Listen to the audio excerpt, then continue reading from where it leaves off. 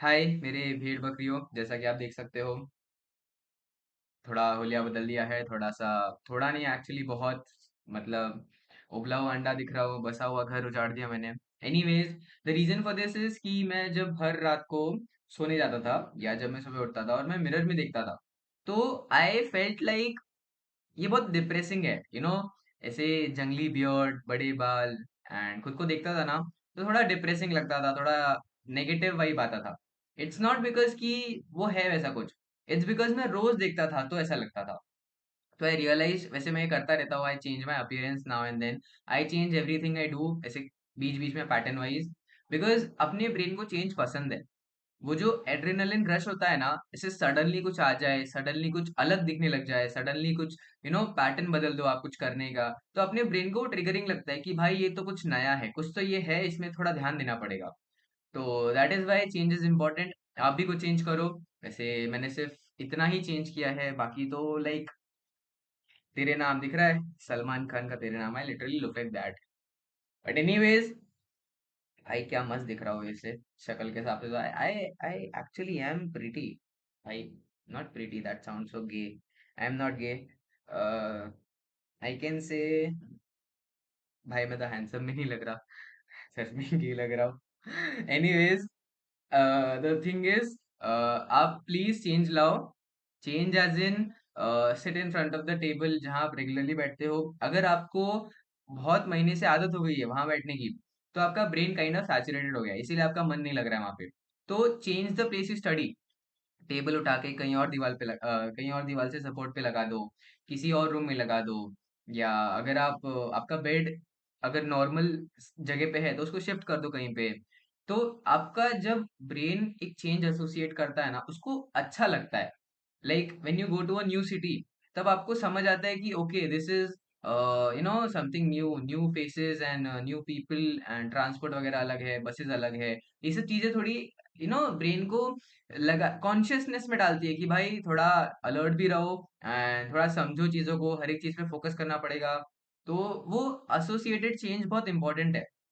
इससे पढ़ाई को बहुत फायदा होता है। पर्सनल एक्सपीरियंस से बोल रहा हूँ कि आप प्लीज कुछ ना कुछ चेंज लाओ, चाहे वो अपीयरेंस हो, the way you dress up, the way you look, ऐसा हेयर कट है, तो कुछ भी आप कर सकते हो। अगर वो भी नहीं करना, तो मतलब बस अपने पैटर्न को चेंज करो पढ़ने का। जैसे अगर आप 3 घंटे में एक चैप्टर कर रहे हो, उससे बेटर है आप क्या कर सकते हो, आप 20 मिनट के टाइमर लगाओ, एंड एक चैप्टर का एक टॉपिक उठाओ एंड दूसरे चैप्टर का एक टॉपिक उठाओ।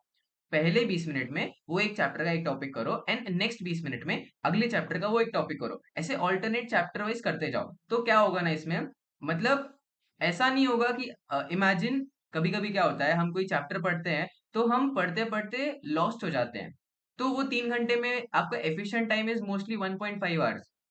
उससे बेटर है अगर ये 20 मिनट का आप करते हो, तो आपको ये फिक्स होगा कि घंटे में एटलीस्ट 2 सेट्स आपके एकदम फोकस के साथ हुए। अगर एक सब्जेक्ट नहीं समझ आ रहा है तो आपने उस पे सिर्फ 20 मिनट ही वेस्ट किया, बाकी जो 20 मिनट है या 40 मिनट है आपने दूसरे सब्जेक्ट पे ज्यादा फोकस के साथ पढ़ाई की।